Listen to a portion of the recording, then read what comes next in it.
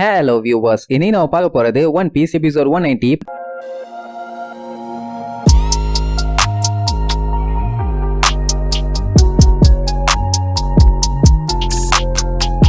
Open பண்ணா அந்த எனரு இருக்கானே எரும மாட்டு பைய, அவன் லைட்னிங் தண்டர்னு எல்லா பவரை யூஸ் பண்ணி காட்டுத்தனமா எல்லா இடத்தையுமே அட்டாக் பண்ணிட்டு இருக்கான். இதே மாதிரி இவன் கண்டினியூ பண்ணானா கண்டிப்பா மொத்த இடமுமே அழிஞ்சு போயிடும். அப்ப நம்ம உசோப் அப்படியே சுத்தி முத்தி பாப்பான். ஜோரோ எந்திரிச்சிட்டான். சஞ்சி, சாப்பர், அந்த பியரு 3 பேருமே அன்கான்சியஸா தான் இருக்காங்க. அத பார்த்துட்டு ஷாக்ல இருப்பான். அப்ப வைப்பர் ரோபின் கிட்ட கோல்டு பெல்ல பத்தி விசாரிப்பான். அட அந்த எனரு பைய எலக்ட்ரிக் ஷாக்க வச்சு அடிக்கிறதுக்கு முன்னாடி இவனும் அவனும் மாத்தி மாத்தி அந்த பெல்ல பத்தி பேசிட்டாங்கல்ல. சோ இப்ப அவன் அதை தேடிதான் போறானா. அது எங்க இருக்கு என்னன்னு கேட்பான். உசோப்பு கத்திட்டு இழப்பான். இப்ப என்ன அதுக்கான நேரமா? அங்க பயங்கரமா தண்டர் வந்து அடிச்சுட்டு இருக்குது. சீக்கிரமா இங்க இருந்து எஸ்கேப் ஆகும், இல்லாட்டி எல்லாருமே செத்துருவாங்கிற மாதிரி கத்துவானா. ஆனா அதெல்லாம் அவங்க கண்டுக்கிற மாதிரி இல்ல. ரோபின் அந்த கோல்டு பெல் இந்த வேரோட டாப்ல இருக்கு, அங்க போனா நீ பாக்கலாங்கிற மாதிரி சொல்லுவான். அது எப்படி நீ கரெக்டா சொல்றேன்னு கேப்பான். உசோப்பு இங்க நடுங்கிட்டு இருப்பான். ஏன்னா எப்போ எந்த டைம்ல தலையில வந்து இடி விழுன்னு சொல்லவே முடியாது. நமி ஷிப்ல போய் இவங்க எல்லாத்தையுமே வெயிட் பண்ண சொன்னா. ஏன்னா லூஃபியை கூப்பிட்டுட்டு அவன் எப்ப வேணாலும் கப்பலுக்கு வரலாமே, அதனால கிளம்பலாம் தான் சொல்லுவான். உடனே ரோபின் நம்ம இருக்க இடத்துக்கு கீழே தான் ஷண்டோரா இருக்கும்பா. உடனே உசோப்பு எட்டி பாப்பான். பார்த்தா கண்ணா பின்னான்னு சதறி போய் தான் கிடக்குது. சரி இப்ப என்ன பண்றதுன்னு கேட்டா ரோபின் அதெல்லாம் கண்டுக்க மாட்டா. அந்த பெல்ல பத்தி வைப்பர்ட்ட சொல்லிட்டு இருப்பா. என்னன்னா அவ கண்டுபிடிச்ச மேப்ல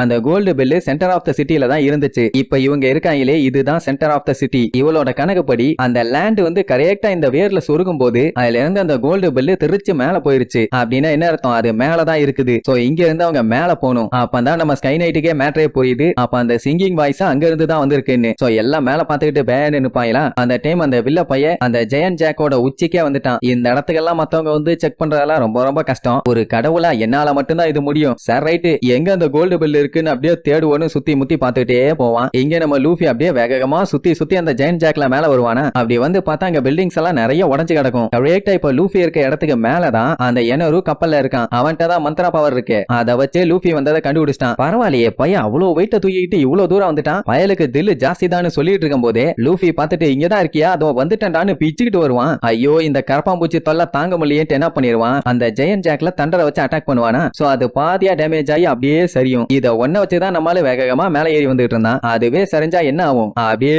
மேல இருந்து கீழே விழுவான். அத பார்க்கும்போது எனருக்கு சிரிப்பா வரும். அப்படியே கட் பண்ணி வைப்பரை காட்டுறாங்க. அவன் நத்தமா வாந்தி எடுக்கிறான். ஏன்னா பாடியில அத்தனை மில்லியன் வால்ட் இறங்கி இருக்கு. உள்ளுக்குள்ள இருக்க ஆர்கன்ஸ் எல்லாம் ஆட்டங்கண்டு இருக்குமே, அதனால லைட்டா உள்ள இருந்து தக்காளி சாஸ் வந்துருச்சு. ஆனா இந்த நிலைமையிலேயே அவன் மேல போய் தீருவேன்னு மொத்த கால நிப்பான். அப்ப உசோப்பு காகல வச்சு மேல பாப்பான். பார்த்தா அது மேல இருந்து கீழே விழுந்துட்டு இருக்கும். ஐயோ எல்லாம் தள்ளி போங்க, மேல இருந்து கீழே விழுதுன்னு கத்திட்டு இருப்பான். தோப்புன்னு வந்து விழும். எல்லாம் அடிச்சு தெரிச்சு போய் விழுவாங்க. இது இந்த கொடியோட முனையாச்சே, இது எப்படி ஒடிஞ்சதுன்னு கேப்பா. அது கூட இப்ப பஞ்சாயத்து இல்ல. லூஃபி நம்பியும் ஒருவேளை கீழே வந்துட்டாங்களோன்னு சுத்தி முத்தி பாப்பான். யாருமே இருந்த மாதிரி இல்ல. இங்க வைப்பரால முடியல. பட் இருந்தாலுமே நான் மேல போய் தீருவேன்னு சொல்லி அப்படியே கஷ்டப்பட்டு எந்திரிப்பான். ஆனாலும் முடியாம முக்கிட்டு தான் இருப்பான். ஐசா எவ்வளவு அட்வைஸ் பண்ணுவா, நீ என்னதான் மேல போனாலும் அந்த எனருவெல்லாம் போய் பிடிக்க முடியாது, அவன் ரொம்ப ஹைட்டுக்கு போயிட்டாங்கிற மாதிரி சொல்லுவாளா. ஆனா வைப்பர் கேட்க மாட்டான். என்னன்னா கிரேட் வாரியர் கல்கராவோட கடைசி ஆசை, அதுதான் ஒரு கோலும் கூட. எப்படியாச்சும் அதை பண்ணியாகணும்னு வெறியோட சொல்லுவான். இங்க ஜோரோ அப்படியே பார்த்துட்டே இருப்பானே தவிர வேற எதுவும் சொல்ல மாட்டான். அப்படியே கட் பண்ணி நம்ம லூஃபியை காட்டுறாங்க. மேல இருந்து விழுந்தானே என்னாச்சுன்னு பார்த்தா அந்த கொடியில இருந்து வந்திருக்க ஒரு கிளைய பிடிச்சி கஷ்டப்பட்டு தொங்கிட்டு இருப்பான். உடனே எனரு பார்த்துட்டு ஏண்டா கண்ணா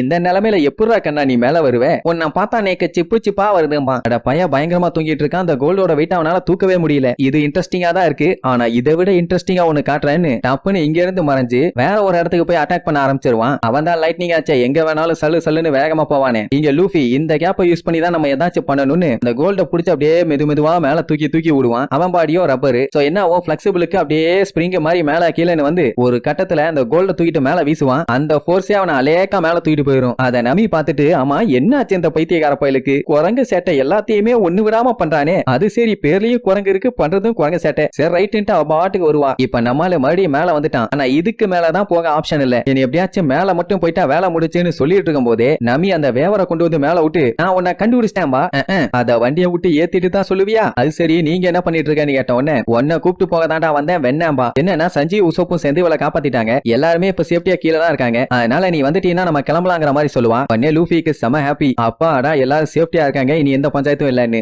இப்படி இவங்க பேசிட்டு இருக்கும் போதே தூரத்துல தண்டர் கிளவுடோட பயங்கரமான சவுண்ட். என்னடான்னா அங்க கிளவுடோட ஷேப்பே டோட்டலா மாறிட்டு இருக்குது. இங்க இந்த ஸ்கைப்பியால இருக்க மக்கள் எல்லாம் இன்னும் ஓடுறாங்க ஓடிட்டே தான் இருக்காங்க. எஸ்கேப் ஆன மாதிரி தெரியல. ஊருக்குள்ள இருந்து எறும்பு கூட்டம் மாதிரி போய்கிட்டே தான் இருக்காங்க. மேல அந்த கிளவுடே பெரிய சைஸ் ஸ்பியர் மாதிரி இருக்கு. நமி பார்த்துட்டு சொல்லிடுவா, இதுக்குள்ள ஏகப்பட்ட எலக்ட்ரிக் கரண்ட் ஸ்டோர் ஆயிருக்கும். அது மட்டும் மொத்தமா டிஸ்சார்ஜ் ஆச்சுன்னா அவ்வளவுதான், இந்த மொத்த இடமுமே அழிஞ்சிரும்பா. இப்ப அது ஏஞ்சல் ஐலாண்டுக்கு மேலதான் இருக்கு. டைரக்டா அடிச்சதுன்னா போதும், எல்லாருமே கருகி காத்தா போயிருவாங்க. உசோப்பெல்லாம் பார்த்துட்டு இது என்ன கனவா, நிஜ லைஃப்ல இப்படி எல்லாம் ஒரு விஷயத்த பார்க்க முடியுமான்னு பதறுவான். அத்தனை பேருமே இப்ப பீதியில தான் இருப்பாங்க. அப்படியே அந்த வில்லப்பைய எனரு கருப்பு கலர்ல இருக்க ஸ்பியர் கிளவுட ஏஞ்சல் ஐலாண்டுக்குள்ள இறக்கறதோட அந்த ஏஞ்சல் ஐலாண்ட காட்டுறாங்க. அங்க இருக்கவங்க எல்லாம் கையில எவ்வளவு கொஞ்சமா வெயிட்ட தூக்க முடியுமோ அவ்வளவு கொஞ்சமா வெயிட்ட தூக்கிட்டு ஓடுவாங்க. பிளாட்டி ராஸ்கல்ஸ், எவ்வளவு பெரிய குண்டு வந்துட்டு இருக்கு, இந்த டைம்ல கூட மூட்டை மூட்டையா பொருள் தேவை. சரி, என்னமோ ஒண்ணு முக்கியமான பொருளா இருக்கும் போல தூக்கிட்டு போயிட்டாங்க. இந்த எனரு என்ன பண்ணிட்டான், பெரிய சைஸ் ஸ்பியர்ல மொத்த கரண்டையுமே ஒன்னா திரட்டி அவங்க எல்லாத்தையுமே காலி பண்ணலாம்னு முடிவு பண்ணிட்டான். சோ இதுக்கப்புறம் இந்த உலகமே எனக்கு தான் சொந்தம், நான் தான் கடவுள், உங்க எல்லாத்தையுமே அழிய போறேன்னு சொல்லிட்டு அந்த ஸ்பியரை அப்படியே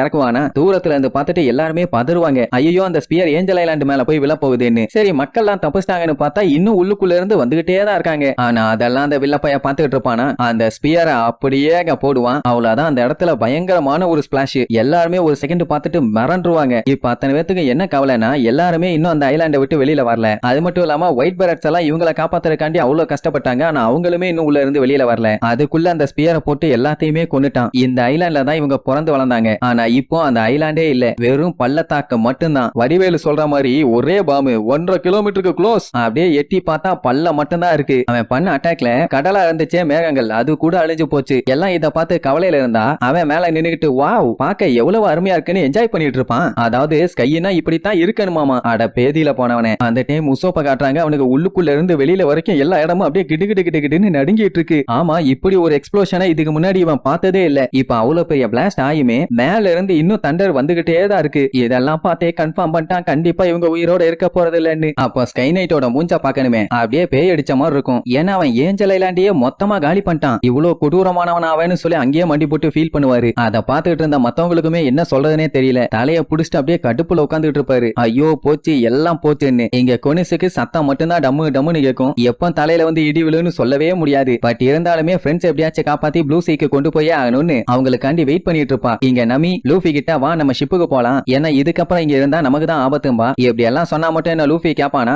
என்னால முடியாது நான் வரமாட்டேன்பா. ஏன்டா லூசு போயில ஏன் இப்படி சொல்ற, அதான் நம்மளுக்கு எல்லாருமே தப்பிச்சிட்டாங்கல்ல, நம்மளும் இப்ப கிளம்பணும்னா எஸ்கேப் ஆகலாங்கிற மாதிரி சொல்லுவா. ஆனா லூஃபி டெரரா, எனக்கும் அவனுக்கும் நடுவுல ஒரு முக்கியமான பிசினஸ் இருக்கு, அதை தீக்காம விட மாட்டேன்பானா. மறுபடியும் எனரு கூட போய் சண்டை போட போறியான்னு கேட்டா ஆமா, அங்க ஒரு கோல்டு பில் இருக்குமா. உடனே நமி கோல்ட விட உன் உசுறு தாண்டா முக்கியம் லூசு பாயில, ஏன் இந்த மாதிரி லூசுத்தனமா பண்ணிட்டு இருக்க, என்னதான் லைட்னிங்கால உன்னை எதுவுமே பண்ண முடியாட்டியுமே அவன் உன்னை காலி பண்றதுக்கு ஏகப்பட்ட வழியை வச்சிருக்கான். அப்படி இருக்கும்போது அவங்கிட்ட போய் மோத போறியா, உனக்கு கோல்டு வேணும்னா உன் கையிலேயே இருக்கு, அப்புறம் எதுக்கு கோல்டு பெல்லு, நீ செத்துருவ, அதனால ஒழுங்கா திரும்பி வந்துடுன்னு சொல்லுவா. ஆனா அவன் நான் சாக மாட்டேன்னு கான்பிடென்டா சொல்லுவான். உடனே நமி வேண்டாம் வான்னு சொல்லி கத்துவாளா, அவன் அதுக்கு மேல கத்துவான், நீ ஒழுங்கா அதை மட்டும் போய் பாருன்னு. எதடா பாக்கணும்னு கேட்டா அதான் சிட்டி ஆஃப் கோல்டுங்கிறது உண்மையாவே இருக்குது, அது பொய் இல்ல. இவங்க கேள்விப்பட்டாங்களே அந்த கிரிக்கெட்டோட கதை, அவன் சொன்னது எல்லாமே பயங்கரமான உண்மை. ஆனா ப்ரூவ் பண்றதுக்கு எதுவுமே இல்ல, அதை ப்ரூவ் பண்றதுக்காக தான் இவன் இவ்வளவு கஷ்டப்பட்டு இருக்கான். இதனால அவன் லைஃபே ஸ்பாயில் ஆயிருச்சுல்ல. சோ கீழ இருக்க எல்லாத்துக்குமே தெரியணும் இந்த மாதிரி நிஜமாவே சிட்டி ஆஃப் கோல்டுன்னு ஒண்ணு இருக்குதுன்னு. அதை எப்படி தெரிய வைக்க முடியும், மேல இருக்க பெல் அடிச்சாதான் உண்டு. அப்பதான் ஸ்கை ஐலாண்டுன்னு ஒண்ணு உண்மையாவே இருக்குது, அதுல கோல்டு பெல்லும் இருக்குதுங்கிற நம்பிக்கை வரும். இல்லன்னா சாகர வரைக்கும் கடலை குதிச்சு அந்த சிட்டி ஆஃப் கோல்டு கடலுக்குள்ள இருக்குதான்னு அவன் விடாம தேடிட்டே தான் இருப்பான். சோ அதனாலேயே எனருவ கண்டிப்பா அந்த கோல்டு பெல்ல எடுக்க நான் விட மாட்டேன், அந்த பெல்லோட சவுண்ட் எவ்வளவு தூரத்துல இருந்தாலுமே அது கிளியரா கேட்கும். சோ அதனால அந்த கோல்டு பெல்ல நான் அடிக்க போறேன்னு வெறியோட சொல்லுவான். இந்த மேட்டர் நம்ம தலைவனுக்கு எப்ப தெரிஞ்சிருக்கும்னா,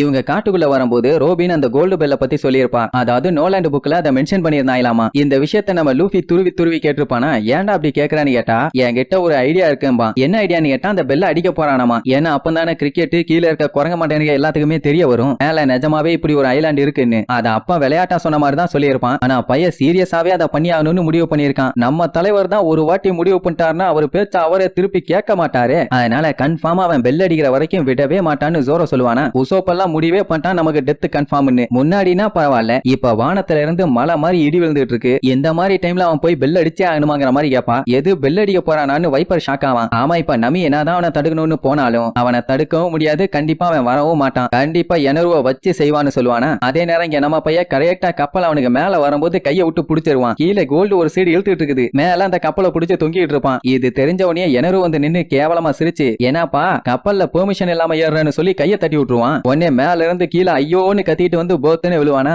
நமி வண்ட வண்டியா திட்டுவா. நான் தான் சொன்னேன்ல வேண்டாம் வேண்டான்னு ஏன்டா கேட்க மாட்டேங்கிறான்பா. என்ன ஆனாலும் சரி அவனை விட மாட்டேன்னு கொலவெறியோட கத்துவான். அட அந்த வில்ல பையன் வாய வச்சுட்டு சும்மா இருக்க வேண்டியதானே. இந்த சின்ன ஐலாண்டு இப்போ உங்க கண்ணு முன்னாடியே காலியாக போகுது, எல்லாம் என்ஜாய் பண்ணுங்கன்னு நம்பிக்கிட்ட. நீ இப்பவாச்சு என்கிட்ட கெஞ்சி கேட்டீனா உன்னை மட்டும் என் கூட எண்ட்லெஸ் பர்த்துக்கு கூட்டு போவேன், இல்லன்னா நீ காலின்னு சொல்லுவான். ஒரு ஈர வெங்காயமும் வேண்டாம் போடா வெண்ணாம்பா. சரி ஓகே, சாகணுங்கிற ஆசையா நான் ஏன் கெடுக்கணும். இந்த ஸ்கைப்பியா மொத்தத்தையுமே நான் அழிக்க போறேன். இங்க இருந்து யாரும் எஸ்கேப் ஆக முடியாது. எல்லாருமே ஒரே செகண்ட்ல என் கண்ணு முன்னாடியே சாக போறீங்க. இனி இதுக்கப்புறம் ஸ்கைல இப்படி ஒரு ஐலாண்ட் இருந்ததா யாருக்குமே தெரியாது. நான் எல்லாத்தையும் மாத்த போறேன். என்ன காடா, இது என்னோட டியூட்டி அப்படி இப்படின்னு அவனோட முழு வில்லத்தனம் அப்பதான் வெளியில வரும். ஆனா அதே நேரம் லூஃபிக்கு இங்க வெறி முத்தி போய் என்னடா விட்டா ஓவரா வாய் பேசிட்டு இருக்க, நீ இப்படி எல்லாம் பண்ணினா நான் சும்மா விட்டுருவானா, இந்த வந்துட்டான்டா கொய்யாலன்னு ஒரு ஜம்ப போட்டு ஸ்வைன்னு வருவான். அவன் லைட்னிங்க வச்சு ஒரே அடி வந்த வேகத்துல அப்படியே ரிவர்ஸ்ல போவான். தம்பி கொஞ்சம் எண்டுக்கு வரைக்கும் வெயிட் பண்ணி ஏன் அவசரப்படுறேன்னு கிண்டல் வேற பண்ணுவான். உடனே லூஃபி மறுபடியும் ஜம்ப் பண்ணுவான், லைட்னிங்க வச்சு அடிப்பான். மறுபடியும் ஜம்ப் பண்ணுவான், லைட்னிங்க வச்சு அடிப்பான். யாராலையும் நீ தடுக்கவே முடியாதா வெண்ணன்னு சொல்லிட்டு அவன் பாட்டுக்கு போவானா. நம்மால் அப்படியே கொலவெறியோட லுக்கு விட்டு